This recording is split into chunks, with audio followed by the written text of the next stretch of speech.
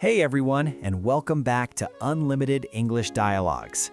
In today's episode, you're going to listen to a conversation between two friends, Mary and David, as they reflect on the role of technology in modern life. This is a C1 level dialogue, so you'll hear longer answers, nuanced opinions, and natural disagreement. The speakers don't try to simplify their ideas. Instead, they explore complex questions about convenience, efficiency, artificial intelligence, and personal control. As you listen, don't worry about understanding every single word. Focus on the main ideas, how opinions are expressed, and how the speakers agree, disagree, and clarify their thoughts. If you want to get the most out of this episode, I recommend listening more than once. On your first listen, aim for general understanding. On your second, pay attention to the language, especially how ideas are softened, contrasted, and developed, and then try repeating sentences out loud to help with memorization. Now, let's get started. Lately, I've been thinking about how invisible technology has become. It's everywhere, yet most of the time we barely notice it working in the background. That's true. And I'm not sure that's a good thing. The more seamless it becomes, the less inclined we are to question it. Convenience has a way of lowering our guard. I see what you mean, but I also think friction used to slow us down unnecessarily. Now, tasks that once took hours can be handled in minutes, which, at least in theory, frees up time. In theory, yes. In practice, that free time usually gets filled with more obligations. Productivity gains rarely translate into rest. They just raise expectations. That pattern isn't new, though. Every major technological shift promised more leisure, and somehow we ended up busier than ever. Exactly, which makes me question the narrative of progress. It's not that technology fails, it succeeds too well, reshaping how we define efficiency and value. So, would you say the issue is more cultural than technological? Mostly. The tools themselves are neutral, but the systems built around them aren't. Once profit and scale enter the equation, human well-being tends to become secondary. That's where regulation often comes up as a solution, but it usually lags behind innovation. By the time rules are in place, the impact, positive or negative, has already been felt.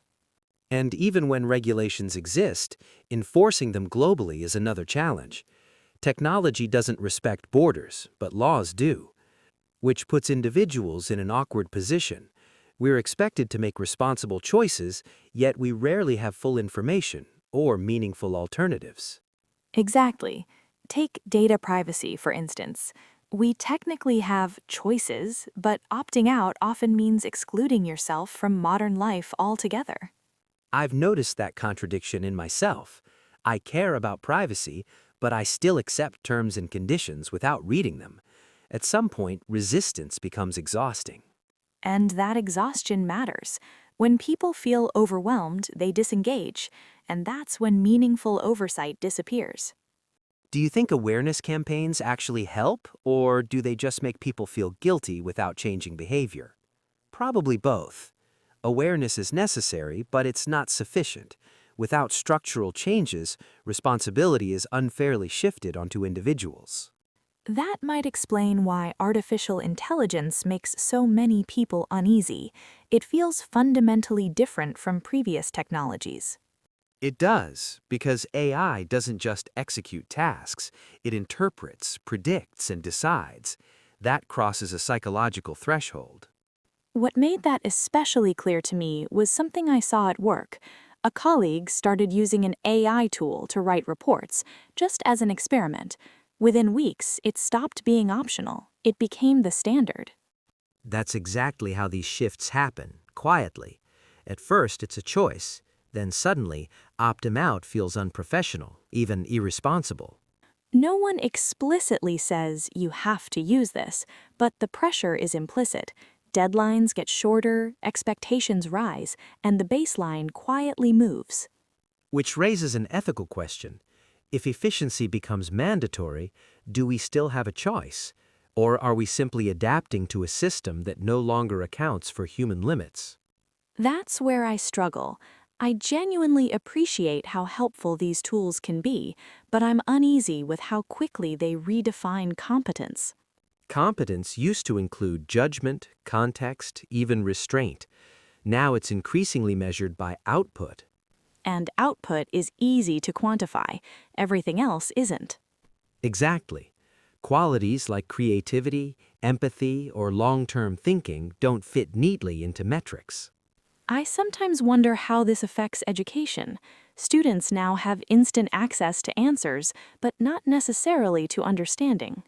That's a crucial distinction. When effort disappears from the learning process, depth often disappears with it. At the same time, denying access to these tools feels unrealistic. The challenge is teaching people how to use them without becoming dependent. Which requires educators to rethink what learning actually means. Memorization becomes less relevant, interpretation and judgment become central. That sounds ideal, but it also demands more from everyone involved, teachers, students, and institutions alike. True, and systems tend to resist that kind of complexity. It's easier to optimize for speed than for wisdom. That preference for speed shows up in relationships too. Communication is instant, but conversations feel shorter and sometimes shallower. Yes, we're constantly connected, yet often distracted. Presence has become fragmented. I've caught myself half listening more times than I'd like to admit, even during important conversations. Same here. It's not a lack of interest, it's a divided attention problem. Which makes me think the real issue isn't technology itself, but attention. It's becoming one of the most valuable and contested resources. Absolutely. And when attention is monetized, design choices stop being neutral. That's unsettling, especially when those systems shape habits before we're fully aware of them. Which brings us back to reflection. We adapt quickly, but we reflect slowly, if at all. Still, I don't want to frame this entirely as a loss. There are genuine gains, too. Access, flexibility, connection. I agree. The goal isn't rejection, it's intentional use. So perhaps the real challenge is creating space to slow down the conversation, even if innovation itself refuses to slow down. Yes, spaces to question, debate, and occasionally push back without being dismissed as resistant or nostalgic. Progress as a conscious choice, rather than a default setting. And defaults are powerful. Most people never change them. Which brings us back to agency. How much control do we realistically have? Probably less than we'd like, but more than we think if we're willing to be uncomfortable. Maybe that uncomfortableness is the price of staying human in a highly automated world. If that's the case, it's a price worth paying. You've just listened to a natural, unscripted style conversation about technology, convenience, and control. At this level, the goal isn't to understand every word, but to follow how ideas are built, challenged, and refined over time. If this felt demanding, that's a good sign. C1 listening means staying engaged even when opinions are nuanced, abstract, or occasionally uncomfortable.